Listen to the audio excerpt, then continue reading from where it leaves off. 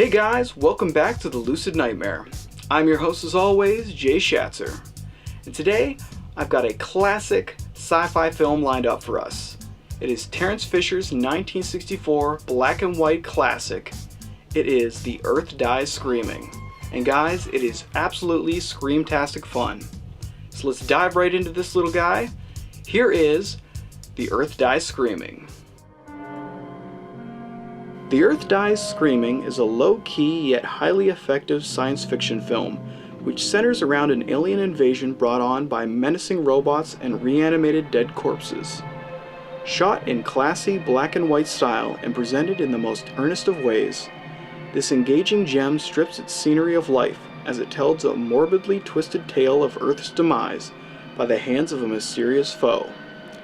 Focusing on its central cast to pull the viewer in, this outstanding effort has a quality to it that you don't find much anymore in this particular genre. With its beautiful photography, unsettling nature, and commendable effects, The Earth Dies Screaming is a respectable feature in which takes its otherworldly aspects and brings them to haunting life. The film begins when the majority of the Earth's population simultaneously collapses from an unseen force, rendering all that succumb to the strange phenomenon a quick and effortless death. The remaining surviving population is forced to gather their wits and confront the problem at hand. A ragtag group of survivors, led by space pilot Jeff Nolan, hold up in a small village as they try to wrap their heads around all that has been going on. Surrounded by death and without any answers, the group soon comes into contact with strange robotic beings who with one touch can evaporate a person from existence. Not only that, but the recently dead are now walking the earth, serving as servants of some mysterious master alien race, who want nothing more than to bring about the extinction of mankind. Willard Parker plays the hero of the film, Jeff Nolan, who gathers together the remaining survivors to revolt against their alien attackers. Parker is an outstanding presence in the movie, always taking charge when the time comes for it, and basically keeping the group from harm's way whenever he can. With The Earth Dies Screaming being basically his only foray into the world of science fiction, I'd say he did a bang-up job, and the fact that he takes on the role with a serious and no-nonsense disposition makes the believability of his character that much more potent. Taking the central female role of the film is Virginia Field, as she plays the character of Peggy. Always in peril and classically attractive, Field works wonders as the innocent and vulnerable woman of the ensemble. Though she is not as strong and capable as her more modern female cinema counterparts, she still manages to hold her own in this male-dominated world, and now alien-dominated one. The vulnerability of her character is endearing, and the moments in which we find her character surrounded by the undead and robot hordes, we come to find a great attachment to her and her role in the film. What is most impressive about The Earth Dies Screaming is that the film is smothered in a thick, ominous tone that never truly lets up. From the very early beginnings of the film, when we are presented with a string of silent depictions of the lifeless, corpse-filled village's streets, to the claustrophobic middle moments when the walking dead and imposing robots begin to terrorize the surviving group, the film makes it perfectly clear that this is a world where danger lurks around every corner. I appreciated that heightened sense of peril, and it was perfectly balanced against the film's beautifully captured black and white photography. The effects of this film are also noteworthy, not in the awe-inspiring sense, but in the practical and simplified one. With that in mind, the overall effects are impressive and wholly effective.